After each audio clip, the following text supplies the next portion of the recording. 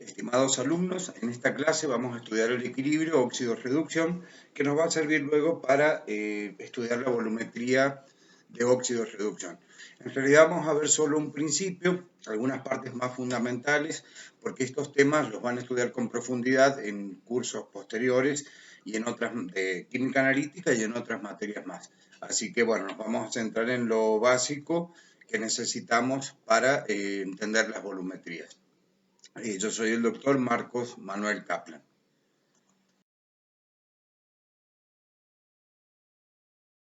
Vamos a comenzar a estudiar las reacciones de óxido-reducción.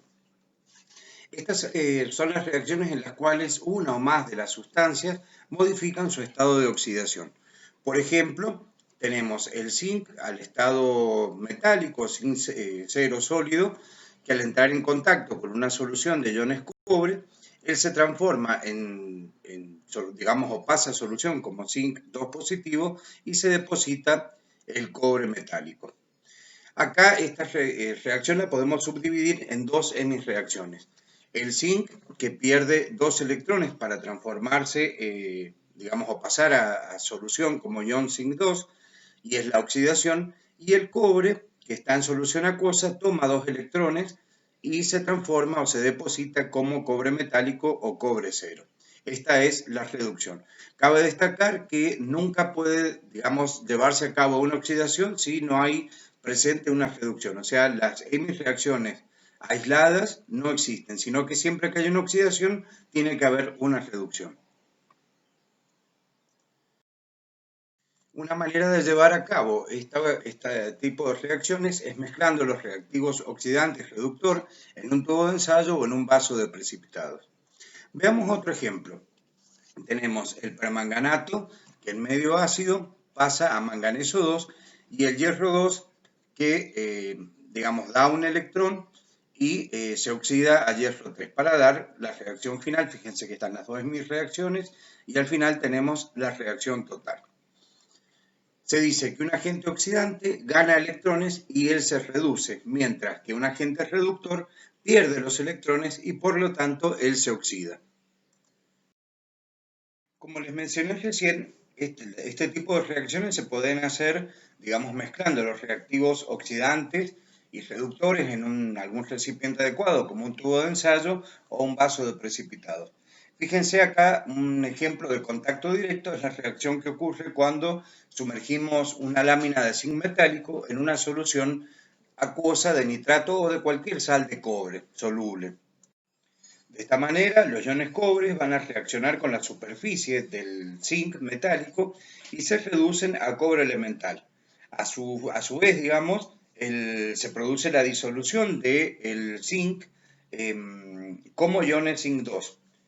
Para obtener esta ecuación general que vemos acá, obviamente tenemos que plantear las dos hemirreacciones, la de oxidación y la de reducción.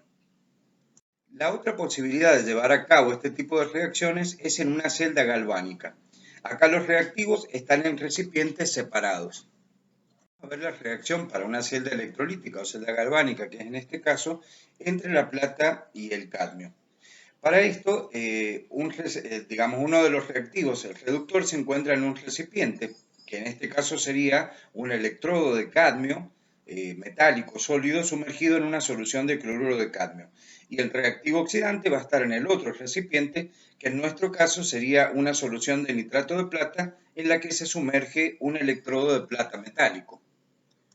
Ambos recipientes van a estar conectados, digamos, a través de un puente salino que consiste en un tubo con forma de U lleno con un gel de agar que contiene cloruro de potasio. Ambos electrodos se conectan a través, digamos, de alambres conductores, por ejemplo de cobre, a través de un voltímetro que nos indica la diferencia de potencial entre el cadmio metálico y la plata metálica. Si ambas soluciones son 0,1 molar, el voltímetro para este caso en particular va a indicar aproximadamente 1,17 volt. Durante el funcionamiento, el cadmio sólido se disuelve como ion cadmio 2 positivo. Los electrones liberados fluyen por el hilo metálico hacia el electrodo de plata metálico. Los iones plata de la solución del otro recipiente se reducen a plata metálica al impactar contra la superficie del metal. La disolución de cadmio y el depósito de plata alteran el equilibrio de cargas en ambas soluciones. En el recipiente de la izquierda se produce la migración de iones cadmio hacia el puente y de los iones cloruros del puente en el sentido inverso. En el recipiente de la derecha, en cambio, van a ingresar iones potasio del puente y iones nitrato que se desplazan de la solución hacia el puente. Por lo tanto, digamos, por la celda circula una corriente eléctrica transportada por electrones en el circuito externo y por iones en el seno de las soluciones y en el puente salino. Por lo tanto, de acuerdo con la indicación del voltímetro, se va a producir entonces una diferencia de potencial entre los dos electrodos metálicos.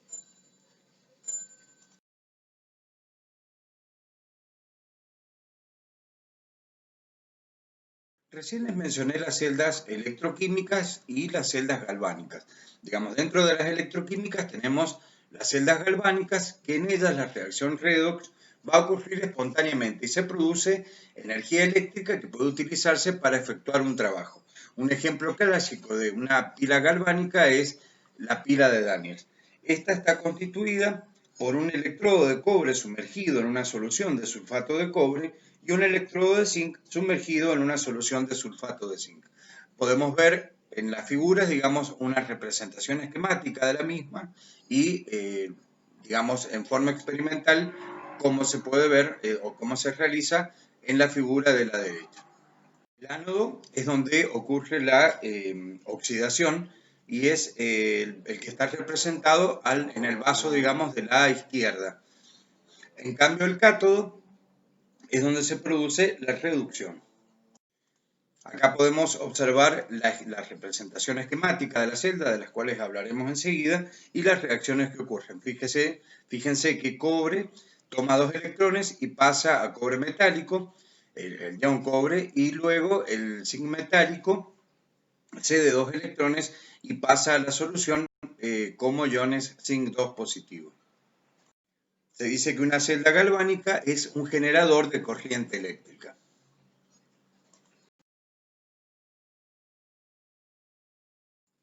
Otro ejemplo de celda galvánica es la celda cadmio-plata funcionando espontáneamente. Acá podemos ver la representación esquemática de dicha celda. Una celda electrolítica, en cambio, es, digamos, en ella las reacciones redox no son espontáneas y tienen que ser forzadas a ocurrir cuando con una diferencia de potencial externa superior a la de la propia celda. Se aplica en oposición entre los electrodos. Fijémonos para la misma reacción, digamos, si el potencial 2 es mayor que el potencial 1, entonces la corriente 2 tendrá que ser mayor que la corriente 1 y la corriente en el circuito se invertirá. Si se tratara de la pila cadmio-plata, la reacción ahora será la inversa. Vamos entonces a aclarar, digamos, aclarar o definir algunos puntos que nos van a servir para la representación esquemática de una celda electrolítica. El ánodo, entonces, es el electrodo en el que ocurre la oxidación, mientras que el cátodo es el electrodo en el que ocurre la reducción. En una celda galvánica, por ejemplo la de cadmio-plata que vimos recién, el ánodo es el electrodo de cadmio, mientras que el cátodo es el electrodo de la plata. El ánodo o electrodo en el que se supone que ocurre la oxidación se escribe a la izquierda, mientras que el cátodo se escribe a la derecha.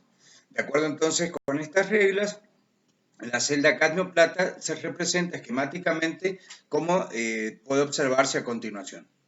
Esta línea vertical simple que estamos observando en el diagrama representa una interfase sólido-solución entre dos soluciones en la que se genera una diferencia de potencial. En cambio, las dos líneas verticales representan una interfase entre dos soluciones en la que se genera una diferencia de potencial que no es significativa o que es nula. Y, digamos, un ejemplo es el puente salino agar cloruro de potasio que vimos en el caso de la pila de Daniels.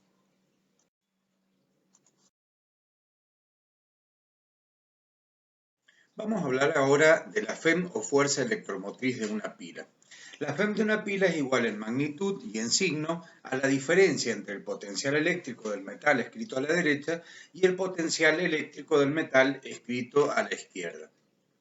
La reacción en una celda electroquímica se obtiene sumando las ecuaciones correspondientes a las dos hemirreacciones que van a ocurrir en sus electrodos, es decir, una de oxidación y la otra de reducción. Por lo tanto, de manera similar, la FEM la fuerza electromotriz de una celda completa puede considerarse como la suma de dos potenciales. Uno, un potencial de oxidación asociado a la hemirreacción de oxidación, obviamente, y el otro potencial de reducción correspondiente a la reducción. Por tanto, el potencial total de la pila va a ser igual al potencial de oxidación más el potencial de reducción.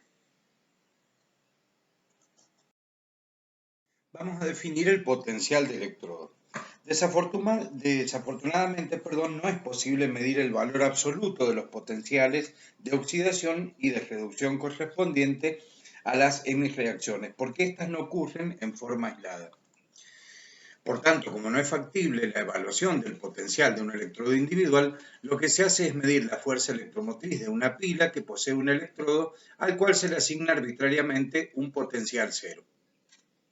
El electrodo patrón o de potencial cero es el electrodo normal de hidrógeno, constituido por un alambre de platino recubierto con una película, del mismo metal finamente dividido, que se denomina esponja o musgo de platino. Entonces, el electrodo normal de hidrógeno, que está representado en la siguiente figura, se construye con un tubo de vidrio con una abertura lateral por la que se suministra gas hidrógeno y tiene un hilo de platino central que termina en una placa del mismo metal. Esta placa, como les mencioné recién, está recubierta por una fina capa de platino dividida en partículas muy pequeñas, que es lo que les dije que se denomina negro de platino o musgo de platino. En esta se produce un contacto muy íntimo entre el hidrógeno gaseoso y los protones de la solución. Si la solución de ácido clorhídrico tiene actividad unitaria y el gas se burbujea a una presión parcial de una atmósfera, este electrodo es el que se denomina electrodo normal de hidrógeno. Y la reacción que ocurre en este electrodo es la siguiente. Fíjense, tenemos el hidrógeno gaseoso a una presión parcial de una atmósfera que me da dos protones a una actividad unitaria. Dos electrones. De acuerdo a la UPAC, el potencial de un electrodo es el valor de la fuerza electromotriz de una celda electroquímica constituida, por el electrodo normal de hidrógeno colocado a la izquierda y un electrodo cuyo potencial se desea medir. Al electrodo normal de hidrógeno se le asigna siempre un valor de potencial cero a cualquier temperatura. Esto es por convención. Si la forma oxidada y reducida del par cuyo potencial se quiere medir también se encuentra en actividad unitaria, la medición de la fuerza electromotriz de la pila utilizando un potenciómetro y el electrodo normal de hidrógeno permite obtener el potencial estándar o E0. Supongamos que queremos medir o evaluar el potencial normal de la cupla cadmio 0, cadmio 2. Bueno, para eso colocamos a la izquierda el electrodo normal de hidrógeno, a la derecha el electrodo de cadmio sumergido en una solución de cadmio, ambos a actividad unitaria y unidas a través de un puente salino. La cupla, se representa como, o la celda electroquímica, como se ve a continuación. Es decir, a la izquierda tenemos platino con hidrógeno en interfase con protones. La doble línea, acuérdense que representa, por ejemplo, el puente salino. Y a la derecha tenemos el electrodo de cadmio 2 en interfase con cadmio metálico. Seguidamente vamos a resumir algunos puntos que, de acuerdo a la UPAC, se toman como convención. Por un lado, las hemirreacciones deben ser escritas como reacciones de reducción, es decir, la especie oxidada más en electrones que me da la especie reducida. Los potenciales normales obtenidos son potenciales normales de reducción. El electrodo normal de hidrógeno siempre se coloca a la izquierda y el electrodo cuyo potencial quiere medirse se coloca a la derecha con sus componentes con actividad unitaria. Si la reacción es espontánea, es decir, los electrones circulan de izquierda a la derecha por el circuito externo, la reacción que se produce en el electrodo de la derecha es una reducción y la FEM es positiva. Cuando esto sucede, el potencial de reducción, por supuesto, es positivo. A continuación se presenta una tabla de potenciales normales de reducción. Generalmente se presentan o se ordenan, digamos, de acuerdo a sus valores decrecientes. Arriba se colocan los pares con potenciales de reducción más positivos. Estas son especies que tienen alta afinidad por los electrones, se reducen fácilmente y por lo tanto son buenos oxidantes. Abajo, en cambio, se colocan los pares de reducción menores o negativos y son especies que tienen poca tendencia a reducirse, se oxidan muy fácilmente y por tanto son buenos reductores. Se presentan acá algunos ejemplos en esta tabla que pueden observarse. Veamos a continuación los procesos espontáneos en las reacciones redox. Cuando una reacción transcurre en una celda, esta realiza un trabajo llamado trabajo eléctrico, es decir, el movimiento de cargas eléctricas, y viene dado por la siguiente ecuación. El trabajo eléctrico es igual a menos n por F por E, donde n es el número de electrones, F la constante de Faraday y E es el potencial. La cantidad de energía disponible o trabajo que puede obtenerse de un proceso químico es igual a menos la variación de la energía libre. Por tanto, la energía libre es igual a menos N por F por E y la energía libre estándar es igual a menos N por F por el potencial estándar. Cuando el delta G es negativo o menor que cero, se producen procesos espontáneos. Cuando el potencial estándar de una pila es mayor que cero, la reacción es espontánea en la dirección escrita. Por otra parte, cuando el potencial de la celda es igual a cero, implica que hay una reacción en equilibrio. Finalmente, cuando el potencial de la celda es menor que cero, la reacción es no espontánea. A continuación vamos a estudiar la ecuación de Nernst. Esta ecuación relaciona el potencial normal de la hemireacción con la actividad de las formas reducidas y oxidadas. Hasta el momento nos limitamos solamente a potenciales de electrodo y FEM de pilas en condiciones estándar, es decir, con reactivos y productos de la reacción redox actividad unitaria. Ahora en este punto vamos a estudiar el comportamiento de electrodos y pilas a otras concentraciones. En equilibrio químico se sabe, o desde equilibrio químico se sabe que para una reacción cualquiera, por ejemplo AdA más BdB igual a CdC más DdD, la variación de la energía libre viene dada por la siguiente ecuación. Delta G0 es la variación de la energía libre para la reacción cuando los reactivos y productos están en condiciones estándar, es decir, a una actividad igual a 1. Q es el coeficiente arbitrario de la reacción. Si la reacción en cuestión es una reacción redox, entonces la energía libre se escribe de esta manera, igual a menos N por F por E por delta G0, lo cual es igual a menos N por F por E0, donde N es igual para esta reacción en particular a N1 por N2 y es el número de electrones que está puesto en juego. E es la FEM de la pila en cuestión y E0 el potencial, digamos, de la pila en condiciones estándar. Si sustituimos estas expresiones en la ecuación 2 y operamos matemáticamente, vamos a tener esta ecuación. Esta ecuación se la conoce como ecuación de Nernst. El coeficiente del término logarítmico puede calcularse a 25 grados como, digamos, R es igual a 8,314 Joule por grados Kelvin mol, T, que es la temperatura, 298,15 grados Kelvin, lo que equivale a los 25 grados centígrados. F es la constante de Faraday, que vale 96.497 coulombios por mol, y por lo tanto, R por T sobre F es igual a 0,0257 volt. Si se transforma el logaritmo natural en logaritmo decimal, para lo cual el coeficiente se debe multiplicar por 2,303, la ecuación entonces va a tomar la siguiente forma.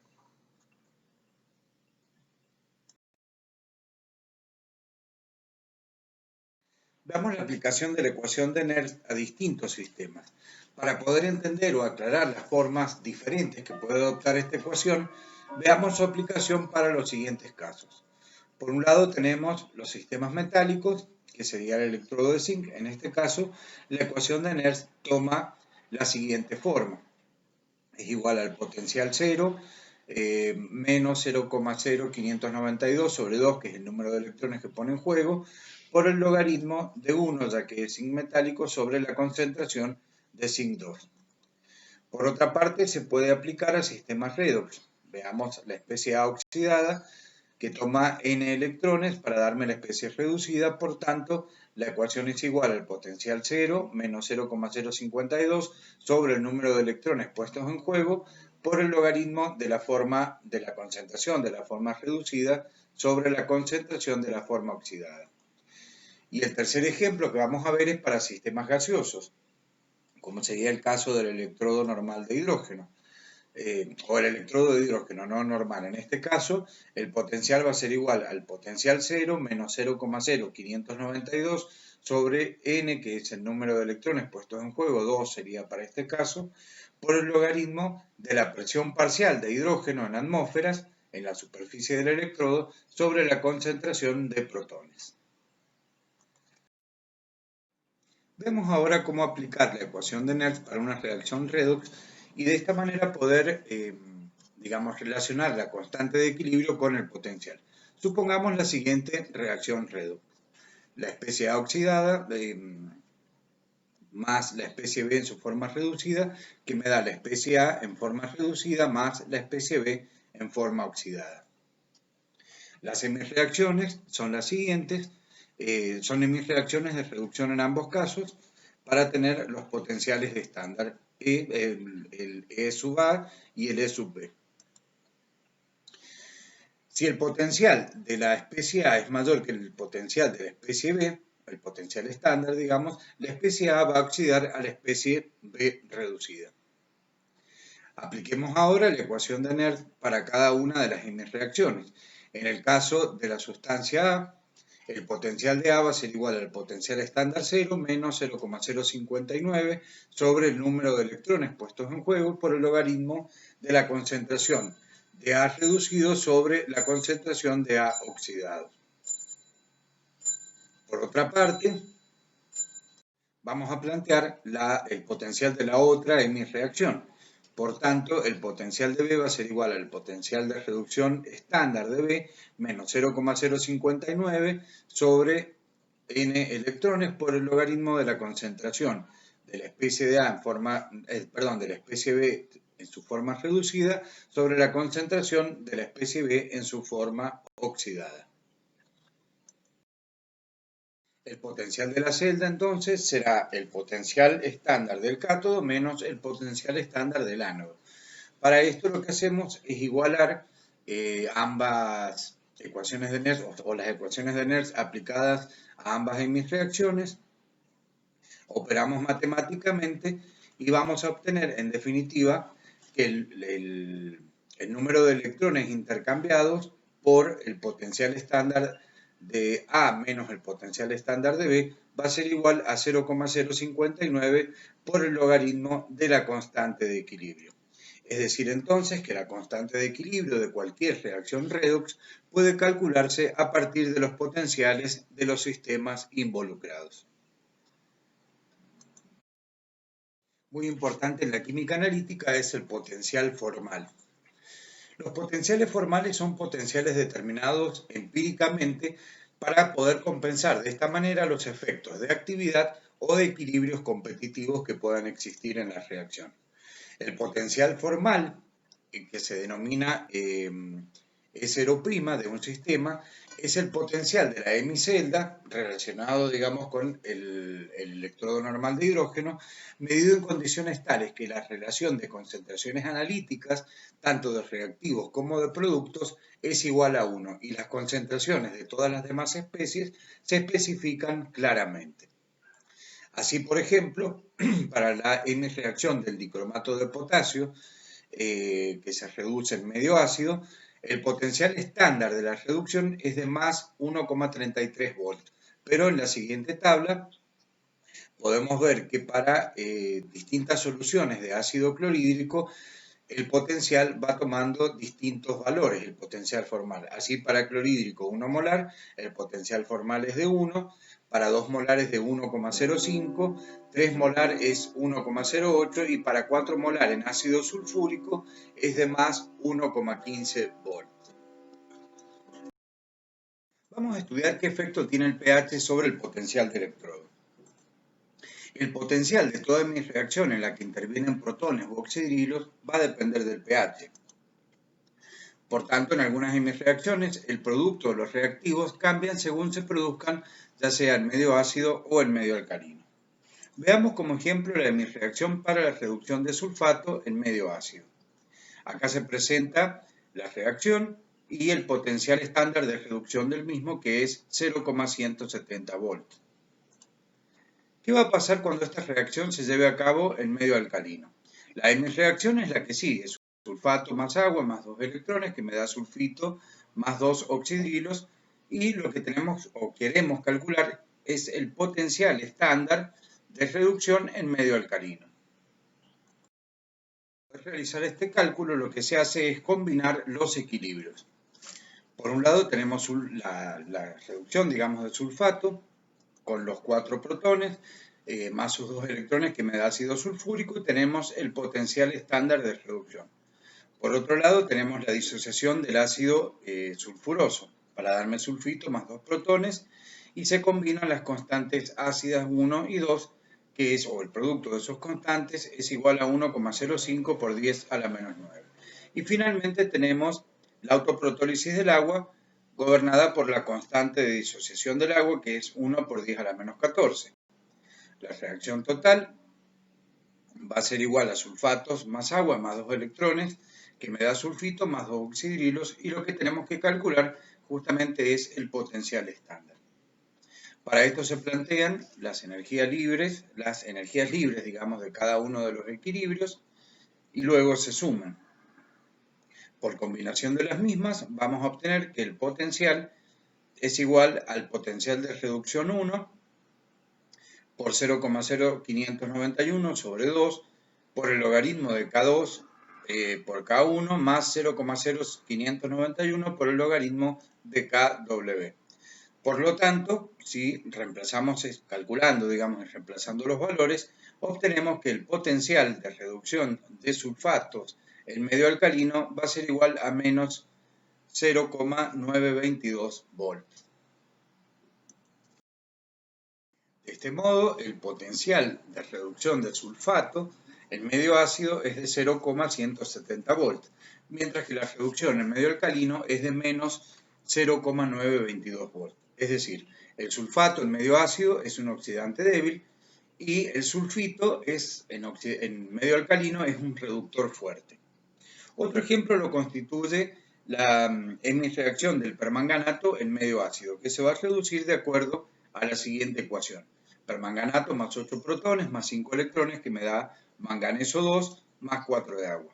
El potencial de reducción para esta hemireacción es de 1,51 volts. El ion manganeso es estable en medio ácido, pero en medio alcalino precipita como hidróxido de manganeso y luego se oxida por el oxígeno del aire a dióxido de manganeso sólido. Ahora, ¿qué sucede cuando el permanganato reacciona en medio alcalino? Bueno, el potencial no aparece en tablas y es de 0,599 volts, pero digamos este puede calcularse fácilmente empleando los distintos equilibrios y combinando luego estos equilibrios para poder calcularlo, como hicimos en el caso del sulfato en medio alcalino. Analicemos ahora el efecto de los complejantes sobre el potencial normal. Los complejantes reducen la concentración de un ion metálico libre en una solución. La consecuencia de esto es que va a haber una disminución del potencial de reducción que puede hacerse inclusive negativo. Tomemos como ejemplo la hemireacción de cobre 2 positivo. Este toma 2 electrones, me da cobre 0 y su potencial de reducción da un valor de 0,337 volts. El mismo se calcula a partir de la ecuación de Nernst.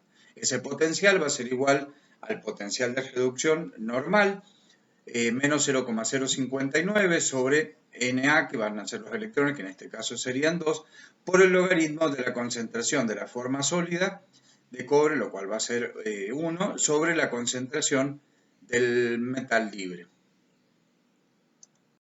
¿Qué pasará cuando esta reacción de cobre se lleva a cabo en medio amoniacal o en presencia de amoníaco?